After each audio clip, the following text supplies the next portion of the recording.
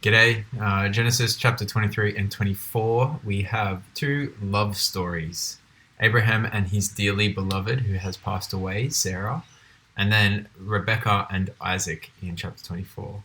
Now we'll return to the Rebecca and Isaac story in a few weeks when Jacob runs into Rachel at a well as well. But for now, why don't you read chapter 24 and just bask in God's wonderful fulfillment of things. Let's talk about chapter 23. Now, at the end of chapter 22, we find out that we have reached the end of the Abraham section of Genesis. The way that the author of Genesis breaks the book up is with genealogies. And so we have at the end of chapter 22, Nahor's genealogy, Abraham's brother. And that's where we first meet Abraham's niece, Rebecca, for the first time. So we are getting to the end of the Abraham story. In chapter 23, we read of the death of Abraham's beloved wife, Sarah.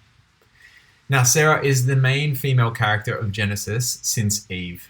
She is given quite a lot of narrative attention, so much so that some have suggested that this is not a patriarch story, but a patriarch and matriarch story, and I like that.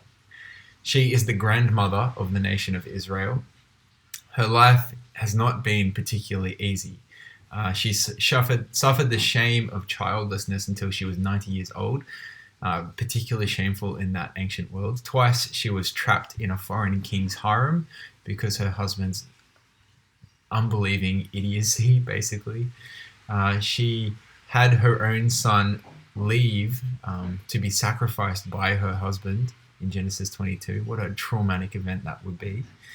Fortunately, he came home, but she didn't know that would happen. Now, you might hear all of that and you might wonder if Abraham actually loved his wife in the first place. And this story answers that question with a strong affirmation. Of course, Abraham loved his wife. Abraham wanted to show his love for his wife in the way that he honored her in her death. It's a very ancient practice. It's a very Middle Eastern thing to do, to show your love and honor for a person in the way that they die. But it's actually a similar story to the story behind the Taj Mahal in Agra in India. You might not know this, but the Taj Mahal is a mausoleum built by the emperor for his favorite wife, to honor her and to show his love for her in her death.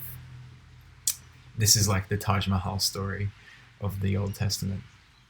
Now, into the nitty-gritty of the story, there are two important things to notice about the story. Firstly, the location and the negotiation. So let's talk about the location.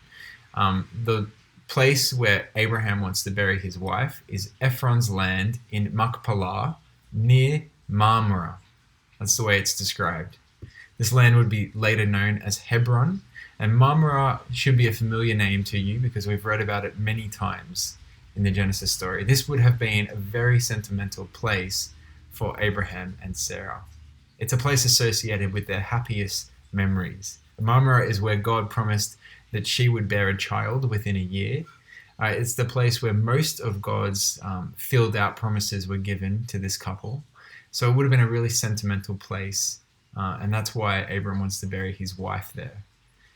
So that's the first thing to notice, the location. The second thing to notice is the negotiation.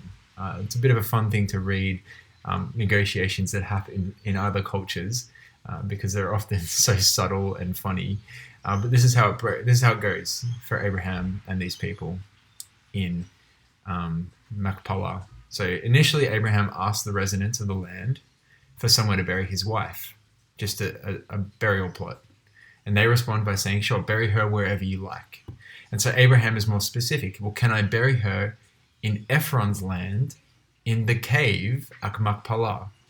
And Abraham says that he's willing to pay for it. And Ephron says, yes, you can bury her there.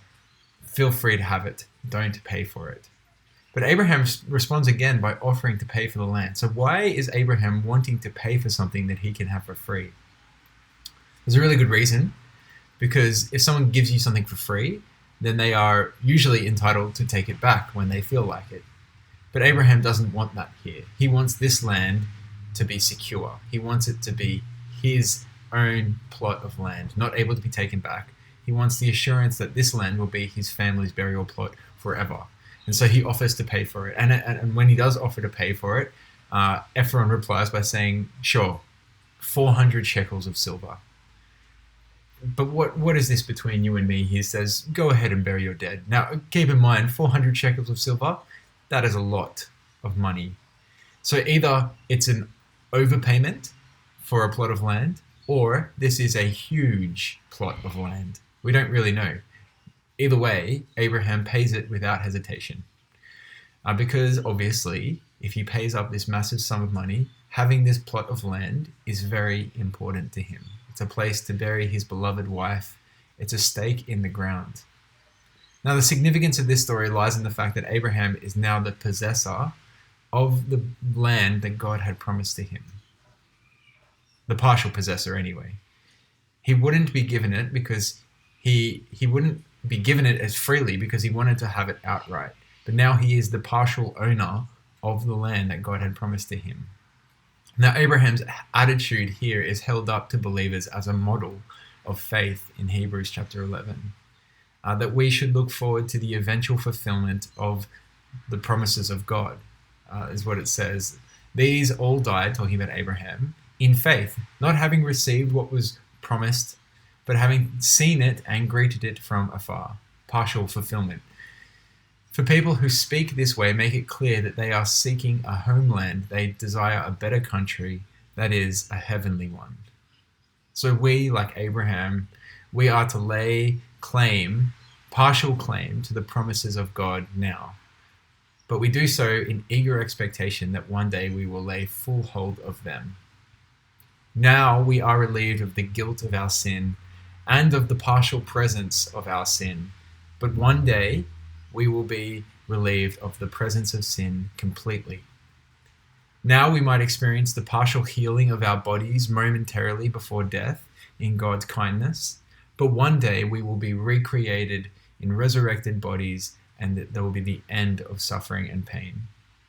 Partial fulfillment in anticipation of the full fulfillment in the future. Corinthians says, for now we see in a mirror dimly, then we will see face to face. Now I know in part, then I shall fully know, even as I am fully known. Partial fulfillment in anticipation of future fulfillment. God is faithful. He will bring it about. Our role is to wait in eager expectation of that, like Abraham. That's my encouragement today. See ya.